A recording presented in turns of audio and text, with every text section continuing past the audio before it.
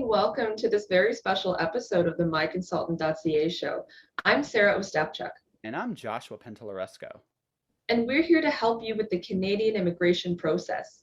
This show is designed to be a brief way to inform you on Canadian immigration news headlines, immigration policy and program concepts, and introduce you to industry experts.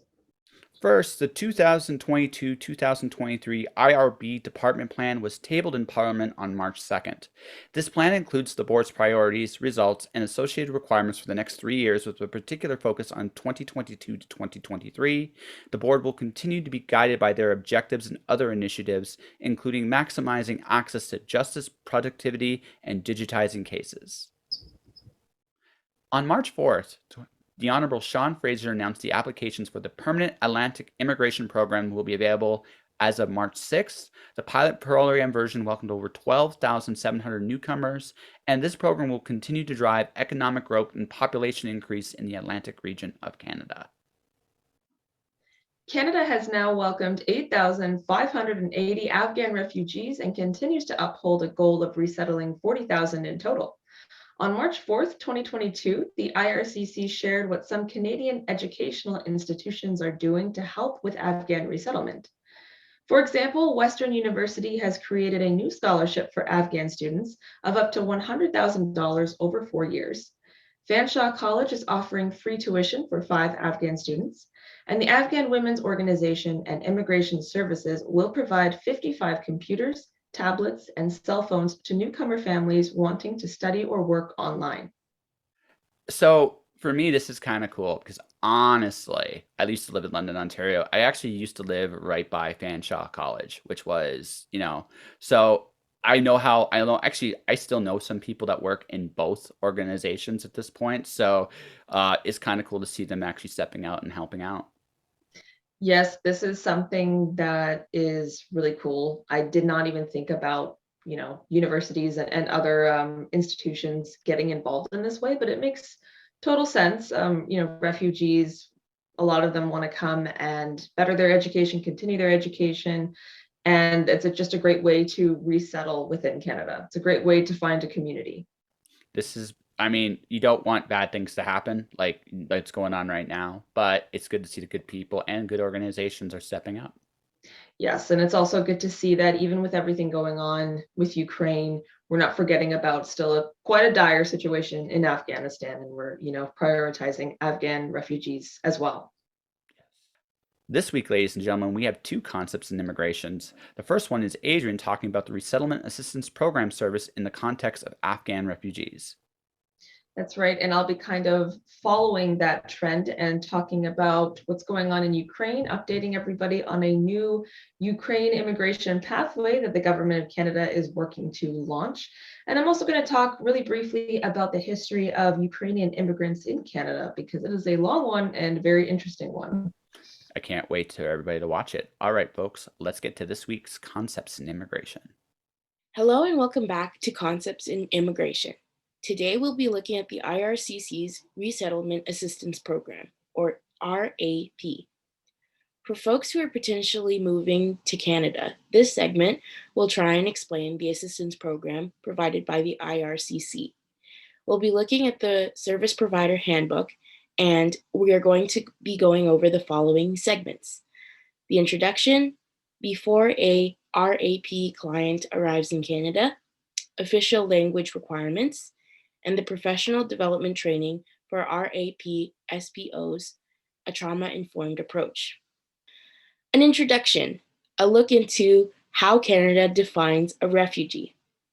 Officially in Canada, refugees are people who have been forced to leave their country to escape war or persecution.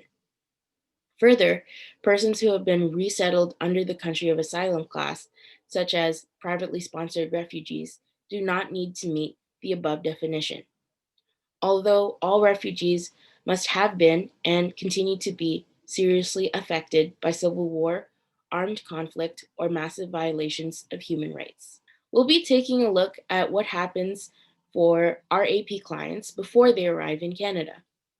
The following procedures must be followed by potential clients: pre-departure vaccinations, immigration medical exams that are run by IRCC approved panel physicians, resettlement needs assessments, immigration loans, and pre-arrival settlement services. Official language requirements. Folks who are part of an official language minority are required to be adequately informed about the possibility of settling into Canada in French. Ideally, this information should be delivered by or with members of the Francophone and Acadian communities. Clients are to be appropriately informed, and RAP SPOs should build their knowledge of their local Francophone and Acadian communities. Finally, we'll be taking a look at the professional development training for RAP SPOs, a trauma-informed response. For context, RAP stands for Resettlement Assistant Program, and SPO stands for Service Provider Organizations. While RAP SPO staffs are non-funded or expected to provide mental health services, it is their role to ensure that clients access primary care physicians in order to start a good life. The Center for Addictions and Mental Health, or CAMH, assists with the IRCC to provide training for service providers to appropriately respond to clients' unique mental health needs in a trauma-informed way. Canada is a country that prides itself on being a safe place for folks to live. The Resettlement Assistance Program is a great example of how the Canadian government strives to be as inclusive and considerate as possible for immigrants and refugees. Thank you for joining me. If you want more information, you can see the Government of Canada website for more, or you can check out the MyConsultant.ca site for more information on RAP SPO assistance programs. Thank you for listening. Now we'll go to Sarah for a second concept segment on Canada's immigration response to the Ukrainian situation. Sarah? Hi, and welcome to another Concepts in Immigration segment. We're doing two for the price of one today. And our second segment is on Canada's immigration response to the situation developing in the Ukraine. As many of you know, Ukraine was invaded by Russia in late February, causing the displacement of Ukrainian nationals, many of which fled to the west through Poland, and many of which need temporary and permanent new homes. The government of Canada has supported Ukrainian displaced persons using several measures, including waiving certain immigration application fees, setting up a hotline for Ukrainian-specific immigration aid, and creating the Canada-Ukraine Authorization for Emergency Travel. And this is a new immigration pathway that we're going to focus on today. The other thing we're going to discuss is the fact that Canada stands with displaced Ukrainians, especially with their huge contributions to our country in mind. In other words, there is a long, rich history of Ukrainian Canadians and their contribution to Canadian society. So without further ado, let's talk about this new pathway. You may have heard some updates from the situation in Ukraine in the show last week. We're continuing with these updates as they unfold week by week. And one update is the Canada-Ukraine Authorization for Emergency Travel. This is part of the Canadian government promise to open new pathways of immigration for temporary and permanent resident status for Ukrainians. So this is a new stream of immigration specifically meant for Ukrainians who want to temporarily come to Canada. There is no limit to the amount of people who can apply, and this is meant to be a fast-tracked method for Ukrainians to come to Canada. So it will avoid time-consuming requirements of a standard visa, for example. Though there will still be a background and security check, if passed, Ukrainian nationals can extend their stay up to 2 years. This new pathway will open to the Ukrainian public in about 1 week, and we will update you accordingly. In the meantime, Canada is working on making permanent resident pathways and other permits more accessible to Ukrainians, allowing Ukrainians with job offers to immigrate and start work while their permits are being processed, which is not normally the case. Additionally, all other immigration applications that Ukrainians complete will be prioritized at this time. In fact, Ukrainian clients of the IRCC, Immigration, Refugees, and Citizenship Canada, can add the words Ukraine 2022 to an online inquiry form, and it will be prioritized. They can also call the number 613-321-4243 for questions about immigration. Canada is lending a helping hand to displaced Ukrainians, much like many people in the international community. However, what some people might not know is that there is a long and rich history of Ukrainian immigration in Canada, which dates back all the way to the 19th century. Based on the 2016 census in Canada, there are 1,359,655 Ukrainian Canadians in the country today, or 3.8% of Canada's entire population. Most of these Ukrainians are Canadian born. They are our 11th largest ethnic group.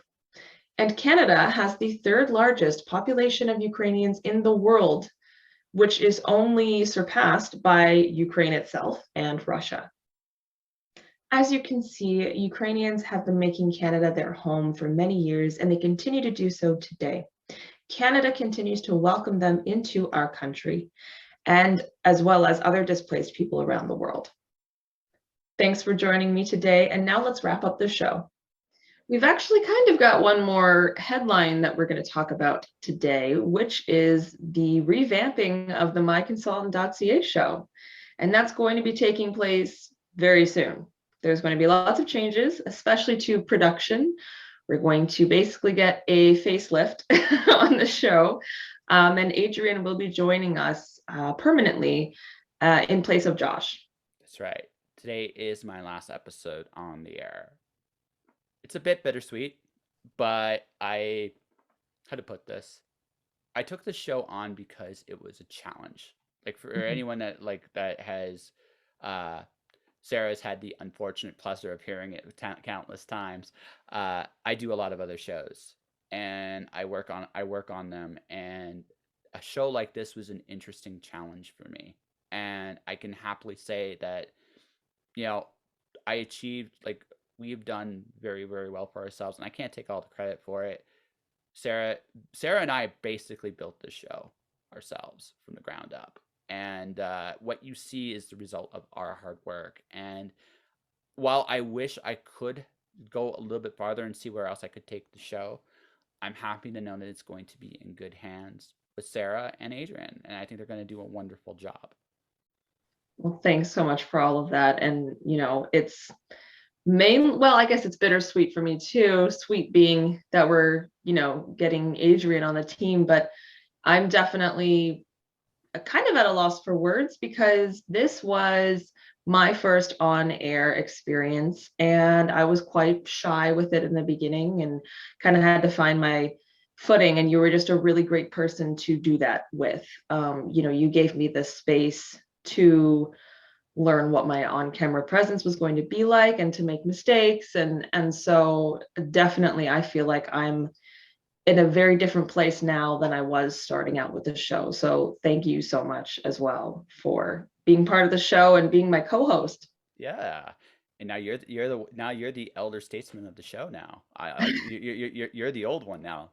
Now I'm although secretly, folks, just between us, she was the old one anyway. She was the mature one. She had to rein me in very often. True. Just watch the blooper video. The ET segment alone was But just yeah, we're actually we're losing our youth. So thank God Adrian's coming in and more youthful than I am. So I'm curious, Josh, because I know I'm pretty sure you've never worked with immigration at all before, right? So is there anything in particular that you learned that you want to share that was really interesting to you, or something that you'll kind of carry with you as you go forward? a reaffirmation. So for those people that don't know, I host a show and I interview people from all over the world. Anyway, but from this perspective, this approach, I am always reminded about how generous people are.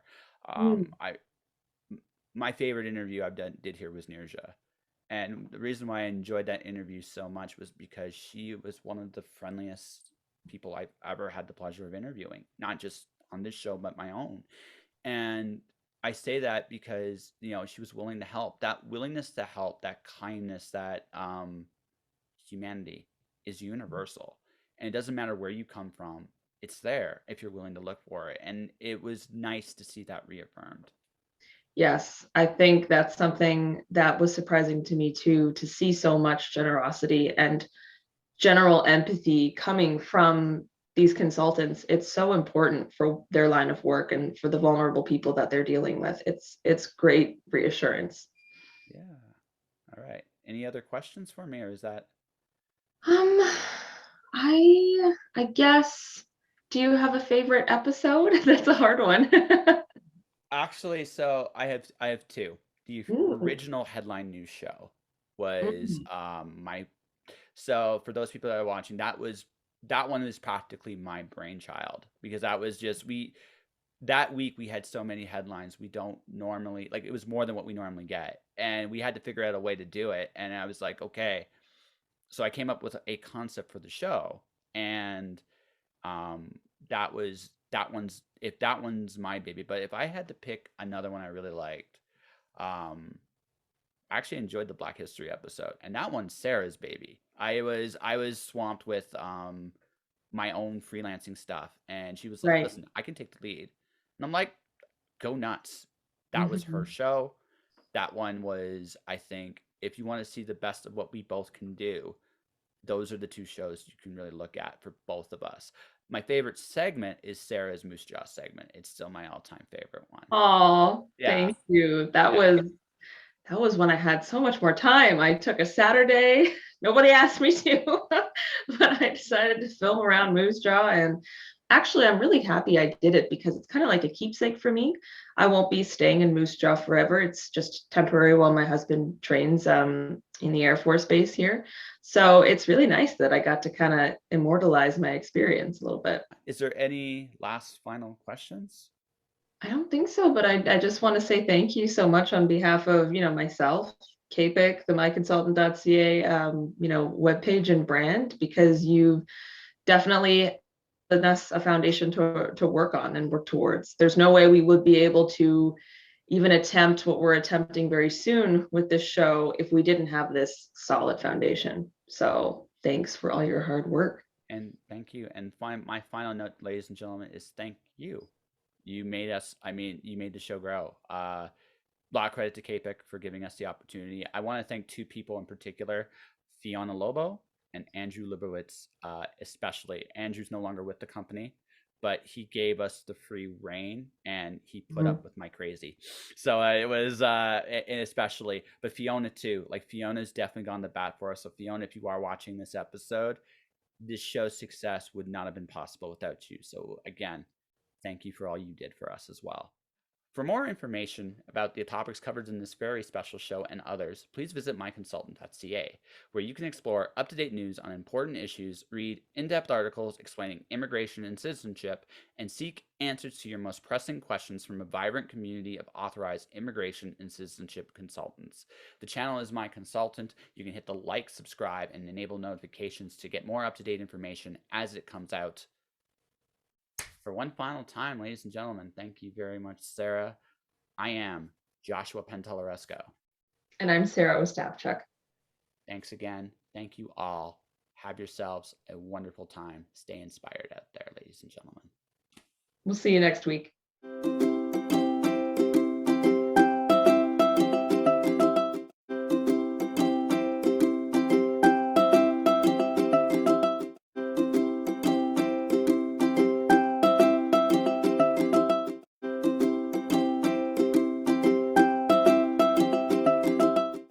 Maybe my camera needs my glasses.